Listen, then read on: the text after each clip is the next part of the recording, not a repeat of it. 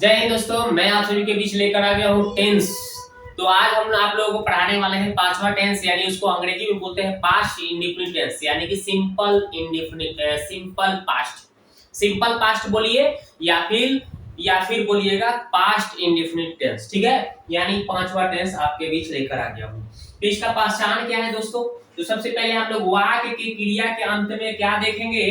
या ई ए, है ना, या हो या ये ई, है ना, या ई ये अगर आपको दिखे, या आ ई ए दिखे, या था ई थी ये थे दिखे, ता था ती थी ते थे दिखे आदि लगाओ, तो ऐसे वाक्य को हम पास्ट इंडेफिनिट टेंस का वाक्य कहेंगे।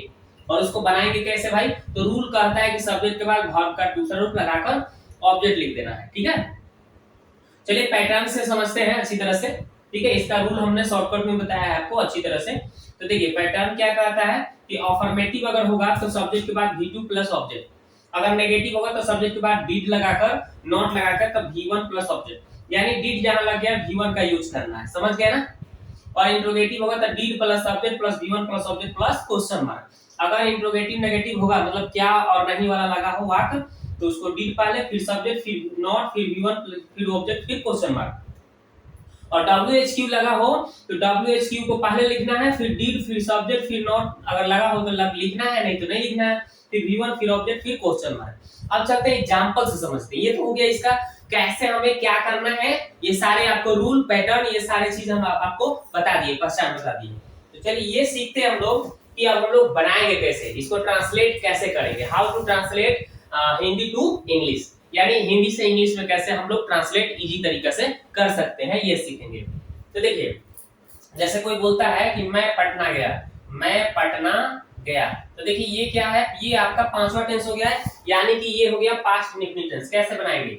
आई वेंट टू पटना हो गया, आई वेंट टू पटना। क्योंकि देखिए ये मैं का आई हो गया, अफर्मेटिव है, तो पहले सब्जेक्ट, वर्ब का दूसरा रूप लिखना है, यानी गया का दूसरा रूप क्या होता है? वेंट होता है। याद रखिएगा, गो, वेंट, गॉन। ये V1 V2 याद करना पड़ेगा। तो ये V1 है, ये V2 है, ये V3 है, तो हमें यूज क्या करना था? V2 यूज करना था। तो I went to Patna. Okay, इस तरह से मैंने उसे देखा, मैंने उसे देखा, अगर मान लीजिए इस तरह से बोले कि मैंने उसे देखा, कैसे बनेगा?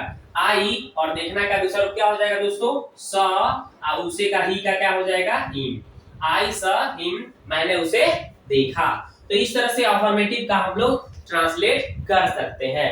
ठीक है, अब हम नेगेटिव की बात करते हैं। तो नेगेटिव में क्या हो जाएगा? जैसे वह पटना नहीं गया, वह पटना नहीं गया, वह पटना नहीं गया, नहीं गया। ठीक है, तो ऐसे वाक्य को कैसे बनाएंगे भाई?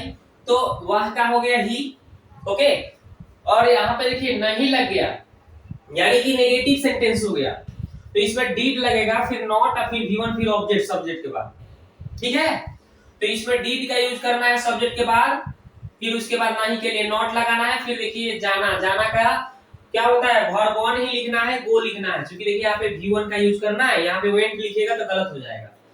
वेंट टू, और कहां पे जी? पटना। तो बन गया simply, he did not go to Patna, वह पटना नहीं गया।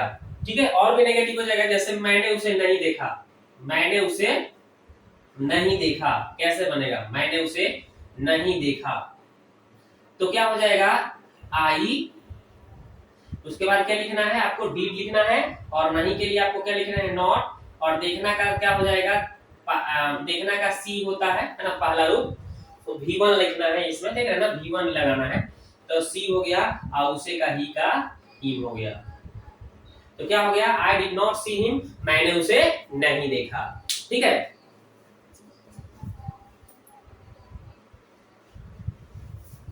तो इतना हमने आपको समझाया। अब चलते हैं नेगेटिव, तो हमने बता दिया, इंट्रोगेटिव भी बता दे, मतलब अफर्मेटिव बताया, नेगेटिव बताया।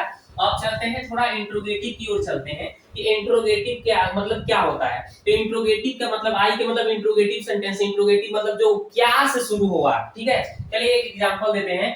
क्या तुमने ताजमहल देखा?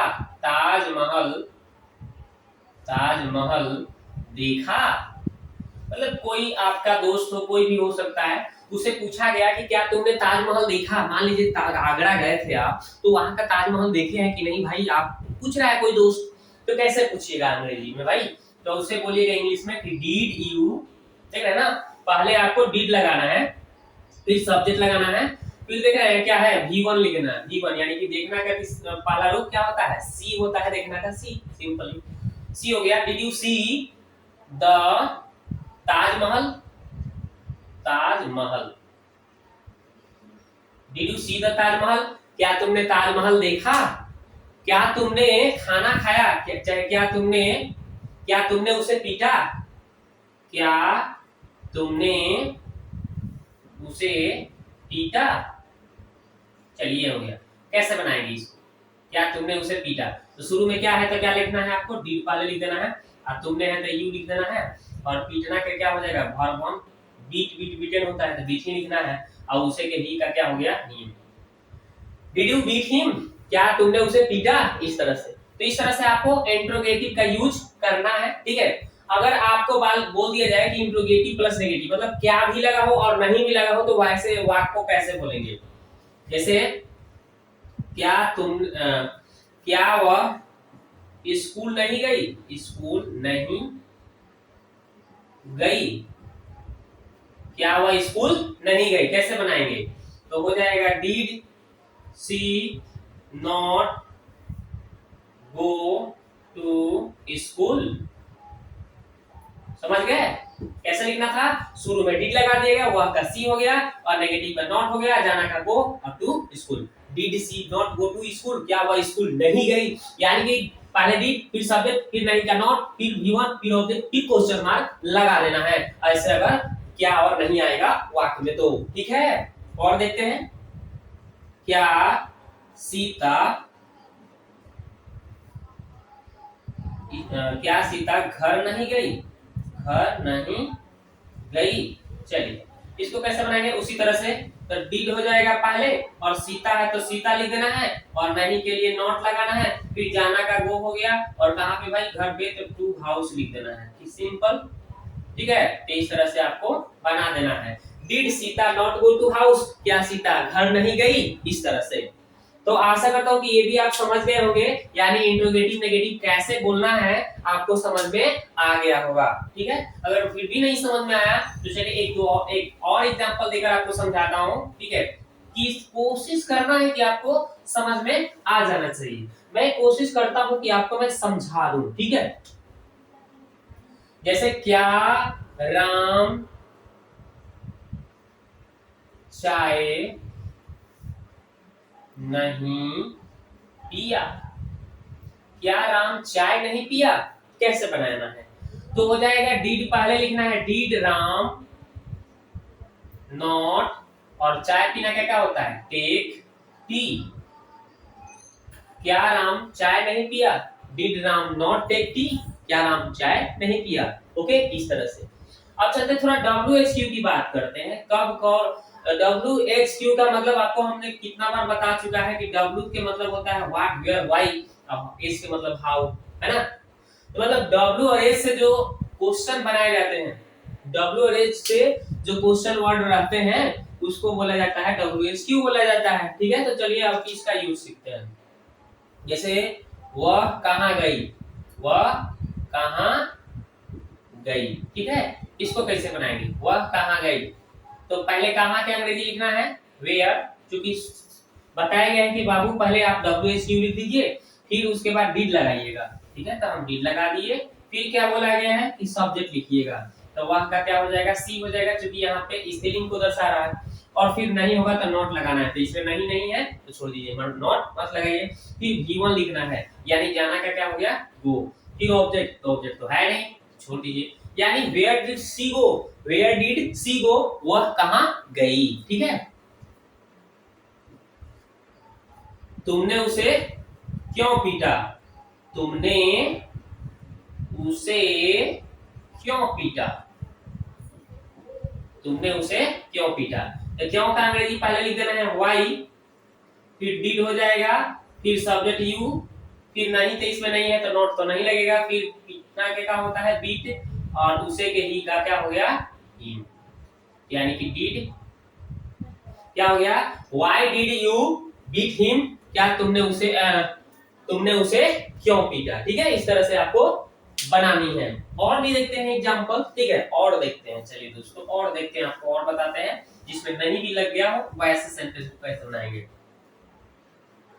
वह स्कूल क्यों नहीं गया, वह स्कूल क्यों नहीं गया, वह स्कूल क्यों नहीं गया, नहीं गया। ठीक है, वह स्कूल क्यों नहीं गया, ये कैसे बनेगा भाई, तो देखिए क्यों का अंग्रेजी पहले लिखना है WHQ है ना, उसके बाद क्या लगाना है डिड लगाना है, WHQ के बाद जस्ट डिड लगाना है, फिर सब्जेक्ट वह का क्या हो जाएगा ही हो जाएगा, यहाँ पे पुलिंग को दर्शा रहा है ना। उसके बाद नहीं है तो नोट लगाना है, फिर जाना के पहला मतलब वर्ब वन गो होता है। ठीक है, और कहाँ पे जाना है भाई स्कूल, तो टू स्कूल हो गया। ठीक है, इस तरह से बना देनी है, यानी why did he not go to school, वह स्कूल क्यों नहीं गया। तुमने उसे गाली क्यों दिया, गाली क्यों दिया। ठीक है, क्यों दिया, तो पहले क्यों का लिख देना है why did you,